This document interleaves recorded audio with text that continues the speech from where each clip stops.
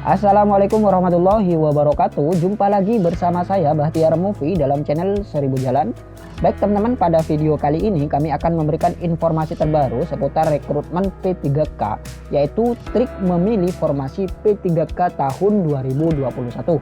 Ini khusus untuk guru yang mengajar namun tidak tersedia formasi di sekolah tempat yang bersangkutan. Jadi teman-teman bisa memilih formasi di sekolah lain. Dan dalam memilih formasi P3K ini ada beberapa trik yang bisa teman-teman terapkan nantinya. Ini untuk memudahkan teman-teman untuk lanjut ke tahap berikutnya. Salah satunya yaitu memperhatikan linearitas, yaitu antara formasi yang akan dipilih dengan ijazah yang teman-teman miliki ini harus sesuai teman-teman. Karena apabila tidak sesuai, maka kemungkinan besar teman-teman tidak akan bisa lanjut ke tahap selanjutnya. Nanti kami akan bahas lebih lanjut teman-teman mengenai trik memilih formasi P3K ini. Dan sebelum lanjut, seperti biasa kami ingatkan kembali buat teman-teman yang belum subscribe ke channel ini, teman-teman subscribe terlebih dahulu dan tekan tombol loncengnya agar nantinya teman-teman tidak ketinggalan informasi-informasi terbaru seputar P3K ini. Dan jangan lupa juga teman-teman follow Instagram kami agar teman-teman selalu mendapat informasi-informasi terupdate seputar rekrutmen P3K ini. Teman-teman bisa cek link di deskripsi. Baik teman-teman, kita langsung saja ke pembahasan. Nah, ini ada informasi terbaru teman-teman yang dikutip dari jpnn.com. Kita lihat di sini. Pemerintah akan membuka rekrutmen guru P3K pegawai pemerintah dengan perjanjian kerja tahun 2021. Tersedia kuota 1 juta guru P3K bagi honorer K2, honorer non K2, dan lulusan program pendidikan profesi guru atau PPG yang lulus tes P3K. Menurut Direktur Jenderal Guru dan Tenaga Kependidikan atau GTK, Kementerian Pendidikan dan Kebudayaan atau Kemendikbud Iwan Syahril, ada beberapa syarat yang harus dipenuhi untuk mendaftar P3K. Bagi guru honorer K2, untuk bisa ikut tes, datanya harus masuk dalam database Badan Kepegawaian Negara atau BKN. Untuk guru honorer non K2, baik di sekolah negeri maupun sekolah swasta harus masuk dalam data pokok pendidikan atau Dapodik. Sedangkan lulusan S1 atau D4 keguruan yang belum pernah mengajar harus memiliki sertifikat pendidik dari program PPG Prajabatan. Sertifikat pendidik bukan jadi syarat utama untuk mendaftar P3K. Yang utama adalah ijazahnya harus linier dengan formasi yang disiapkan. Misalnya, formasi guru SD, maka ijazahnya harus sarjana pendidikan guru SD, bukan sarjana pendidikan bahasa Inggris. Terang Iwan kepada jpnn.com baru-baru ini. Linearitas ini lanjutnya diperlukan untuk mengisi formasi sesuai kebutuhan guru P3K. Nantinya setiap Pemda akan mengusulkan kebutuhan P3K ke Kementerian Pendayagunaan Aparatur Negara dan Reformasi Birokrasi atau Kemenpan-RB. Kemudian formasinya ditetapkan Menpan RB. Proses ini berbeda dengan rekrutmen P3K pada Februari 2019 di mana formasinya belum ditetapkan. Ketentuannya, saat itu seluruh guru honorer K2 yang masuk dalam database BKN bisa ikut tes P3K tanpa usulan formasi dari Pemda. Formasi baru ditetapkan setelah guru honorer K2 lulus P3K. Dampaknya, proses pengangkatannya menjadi lama dan menimbulkan masalah karena ternyata banyak guru yang ijazahnya tidak linier sehingga harus dicarikan formasi sesuai pendidikannya. Rekrutmen P3K di 2021 sistemnya sangat berbeda dengan tahun 2019.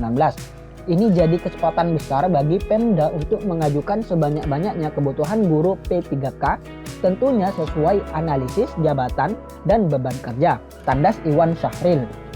Nah, berdasarkan informasi tersebut, yang paling utama ini adalah ijazah harus linier teman-teman dengan formasi yang akan dipilih. Jadi pastikan ketika teman-teman akan memilih formasi nantinya, teman-teman perhatikan terlebih dahulu antara ijazah yang dibutuhkan dengan ijazah yang teman-teman miliki. Kemudian ini adalah calon pelamar P3K teman-teman. Di sini kami akan menjabarkan sedikit mengenai syarat wajib P3K karena masih ada beberapa pelamar yang kebingungan teman-teman terkait syarat P3K ini. Ada salah satu pelamar yang bertanya, "Kak, saya tidak memiliki serdi, apakah bisa ikut P3K?" dan pertanyaan lainnya. Kita lihat di sini teman-teman. Pelamar P3K ini terdiri dari 3 kategori. Kita lihat di sini yang pertama guru honorer K2, kemudian honorer non K2, kemudian yang ketiga yaitu lulusan S1 atau D4 belum pernah mengajar. Nah, dari ketiga kategori ini memiliki syarat wajib masing-masing teman-teman. Kita lihat di sini, untuk honorer K2 ini wajib masuk database BKN. Jadi wajibnya untuk honorer K2 ini wajib masuk dalam database BKN. Kemudian honorer non K2 ini wajibnya terdaftar di Dapodik. Kemudian lulusan S1 atau D4 yang belum pernah mengajar ini wajibnya harus memiliki sertifikat pendidik.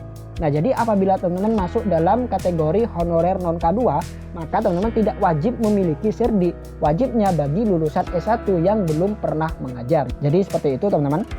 Kemudian ini ada beberapa trik yang bisa teman-teman terapkan nanti dalam memilih formasi P3K tahun 2021. Kita lihat yang pertama, gali informasi instansi sebanyak mungkin. Nah, jadi sebelum mendaftar P3K, teman-teman harus mencari informasi dari beberapa instansi yang ada. Jadi jangan hanya terpaku pada satu instansi saja teman-teman. Hal ini untuk memberikan gambaran kepada pelamar agar nantinya bisa memilih formasi mana yang cocok serta memiliki peluang yang lebih besar untuk lolos ke tahap selanjutnya. Jadi bukan asal memilih formasi saja teman-teman, tapi harus dipertimbangkan baik-baik mengenai formasi yang akan dipilih nantinya. Kemudian yang nomor 2, perhatikan linearitas. Nah, ini merupakan salah satu hal yang sangat penting dalam memilih formasi teman-teman, yaitu perhatikan linearitas. Jadi antara ijazah yang kita miliki dengan formasi yang akan kita pilih ini harus sesuai teman-teman. Karena apabila tidak sesuai, maka bisa jadi teman-teman tidak akan lolos di tahap administrasi. Jika teman-teman ingin mendaftar guru SD, maka teman-teman harus memiliki ijazah S1 PGSD. Tapi kita tunggu saja info resminya teman-teman, nanti kami akan infokan lebih lanjut mengenai linearitas ini. Kemudian yang nomor 3, pilih formasi dengan peluang besar. Nah, jadi kita harus pandai-pandai mencari peluang teman-teman. Misal, di SDA ini membutuhkan 1 guru SD. Kemudian di SDB membutuhkan 5 formasi guru SD. Nah, jadi peluang terbesar ini kan di SDB teman-teman. Walaupun pelamarnya juga banyak nantinya, tapi efek ke diri pelamar itu sendiri atau optimis untuk lolos ini lebih besar di SDB teman-teman ketimbang di SDA karena peluangnya lebih besar. Syukur-syukur jika nanti jumlah pesaing ini bisa dilihat teman-teman seperti CPNS tahun 2018 yang lalu. Jadi kita bisa membaca tiap formasi yang ada. Oh, di SD ini pelamarnya sedikit, di SD ini pelamarnya banyak. Jadi kita sudah tahu teman-teman. Dan jangan lupa juga pertimbangkan tempat atau lokasi penempatan. Kemudian yang nomor 4, baca dengan teliti persyaratan formasi yang akan dilamar. Nah, trik yang selanjutnya setelah teman-teman menemukan formasi yang akan dipilih, teman-teman baca dengan teliti syarat apa saja yang dibutuhkan. Jadi jangan sampai terlewat teman-teman. Baik teman-teman, itulah sedikit informasi dari kami. Semoga video ini bermanfaat. Wassalamualaikum warahmatullahi wabarakatuh.